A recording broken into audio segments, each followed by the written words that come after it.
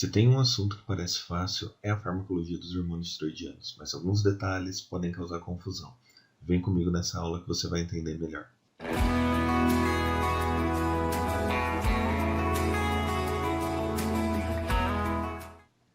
E aí pessoal, tudo bem? Meu nome é Fábio, idealizador do canal Sinapses, e hoje nós estamos aqui para falar um pouquinho da farmacologia dos hormônios tiroidianos. Nessa aula nós vamos passar um pouquinho pela fisiologia desses hormônios, os principais distúrbios da tireoide, e depois nós vamos falar um pouquinho do tratamento farmacológico desses distúrbios. Antes de começar, vale aquele pedido. Dá um joinha aí, clica no nosso canal, se inscreve, é muito importante para a gente continuar produzindo conteúdo de qualidade para vocês, beleza? Bora para a aula. Então vamos lá, pessoal. Os hormônios tiroidianos são vários. Aqui nessa aula especificamente eu vou falar sobre os hormônios foliculares da tireoide.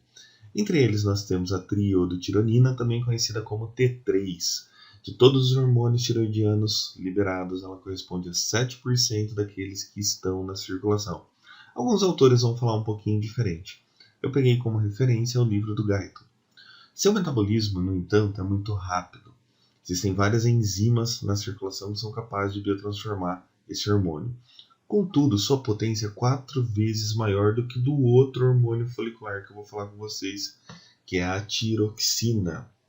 Tiroxina, também conhecida como T4, corresponde a 93% dos hormônios foliculares da tireoide. Seu metabolismo é consideravelmente mais lento, e essa característica é muito importante quando a gente for falar no efeito desses dois hormônios. Suas ações também são menos intensas. Outra coisa importante, a tiroxina geralmente ela é convertida em T3 para exercer as suas ações. Isso ocorre através de uma enzima chamada iodinase no interior das células, e praticamente todas as células do nosso corpo precisam da ação dos hormônios tiroidianos, tanto do T3 quanto do T4. Mas tem alguns detalhes legais que eu preciso colocar aqui para vocês. Os hormônios tiroidianos circulam geralmente com 99% de ligação às proteínas plasmáticas, ou seja, o próprio sistema de distribuição já favorece que esses hormônios tenham uma reserva sanguínea. Para iniciar os seus efeitos, ambos apresentam alta latência. A triiodotironina, o T3, ela tem uma latência menor, que vai de 2 a 6 horas. Em compensação, os efeitos da tiroxina do T4 são maiores, podem variar até 2 a 3 dias. E esses hormônios eles costumam formar reservatórios também dentro das células que eles exercem suas ações. Quando eles são captados pela membrana celular, eles se complexam às proteínas presentes no citoplasma, formando esses reservatórios. O T3 apresenta menor ligação a essas proteínas celulares, e por isso, então, que seu efeito se inicia antes. Já o T4 ele apresenta maior taxa de ligação a essas proteínas, e por isso, então, a sua maior latência de efeito. Administrações contínuas desses hormônios causam um efeito cumulativo. Dentro de 10 a 12 dias, esse efeito cumulativo tende a se estabilizar numa taxa contínua sanguínea. Esses hormônios apresentam alta meia-vida, podendo chegar a 15 dias. E os mecanismos de ação desses hormônios são diferentes um pouco daquilo que você está acostumado a ver em farmacologia. Esses hormônios eles vão atuar em receptores nucleares, ou seja, são receptores acoplados ao DNA. Mais especificamente, o gene X retinoide expressa os receptores para a ligação dos hormônios tiroidianos. Uma vez conectados a esses receptores, eles vão ativar a cascata de transcrição gênica. Só lembrando, quando falamos em transcrição gênica, nós falamos em quê?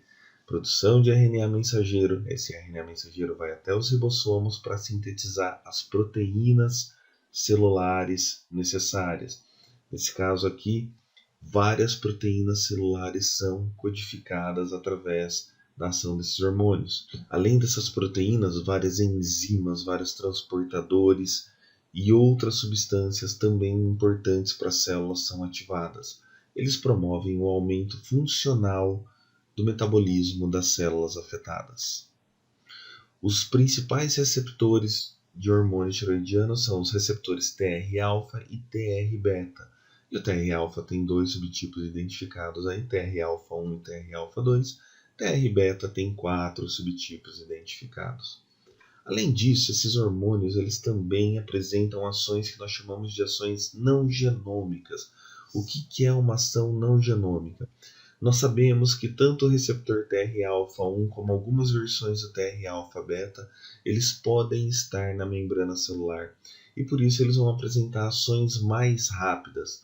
As ações que são mediadas através da transcrição gênica são ações lentas, já as ações mediadas através das membranas celulares são interações mais rápidas, como por exemplo aumento da quantidade de mitocôndrias ou da atividade dessas mitocôndrias, regular a ativação de canais iônicos e a funcionalização, ou seja, o funcionamento de segundos mensageiros, como a MP cíclico e a fosfolipase C.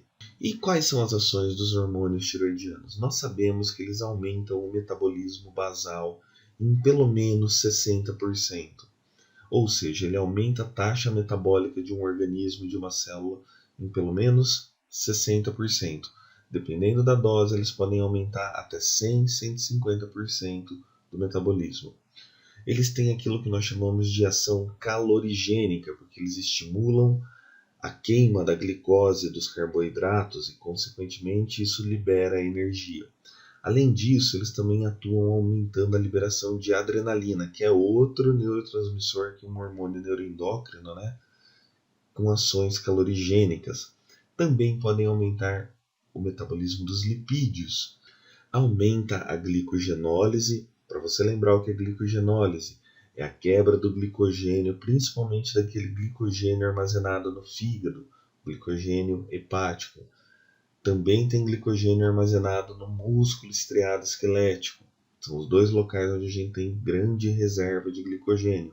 E o glicogênio nada mais é do que várias moléculas de glicose, uma acoplada à outra, formando uma reserva de carboidratos. Então tem o aumento da glicogenólise, quebra do glicogênio, e da gliconeogênese, que é a formação de glicose a partir de fontes não carboidratos. Consequentemente, essa maior disponibilidade de glicose faz com que ocorra um aumento da resistência à insulina. Os hormônios tiroidianos também podem aumentar a quantidade de mitocôndrias dentro de uma célula e também o tamanho dessas mitocôndrias. Isso por si só já é um fator que aumenta a queima de carboidratos, lembrando que é dentro da mitocôndria que acontece o ciclo de Krebs. Aumento da atividade da bomba de sódio e potássio, isso facilita muito o desenvolvimento das funções do cérebro.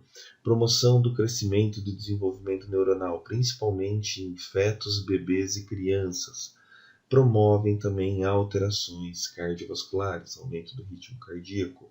Nessa imagem aqui, então, quero mostrar para vocês como que ocorre a liberação dos hormônios tiroidianos. A primeira coisa que nós temos que falar é o hipotálamo libera um hormônio chamado TRH, do inglês, hormônio liberador da tireoide, por isso que está inverso. Esse hormônio estimula a hipófise a liberar um outro hormônio. Qual hormônio que é esse? É o TSH, o hormônio tiroideu estimulante. O TRH ele é um neuropeptídeo liberado pelo hipotálamo que atua em receptores de membrana.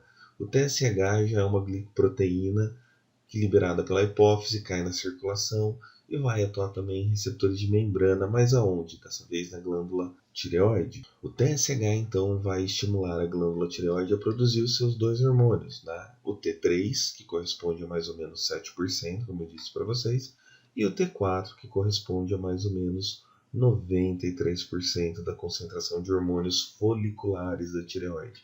Esses dois hormônios, uma vez liberados, estarão na circulação sanguínea e então exercerão as suas ações celulares, as ações que nós colocamos anteriormente.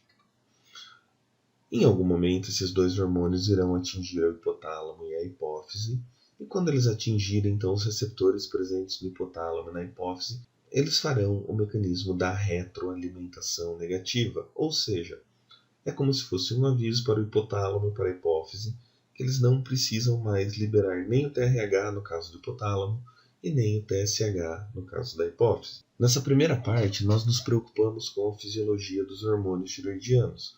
Na próxima parte, eu vou falar um pouquinho dos distúrbios dos hormônios tiroidianos. Para montarmos essa aula, eu usei como referência Guyton e Hall, Tratado de Fisiologia Médica, as bases farmacológicas de Goodman-Gilman, também utilizei farmacologia de Hang-Daly, princípios de farmacologia, a base fisiológica da farmacologia de Golan e farmacologia básica em clínica de Bertrand Katsung.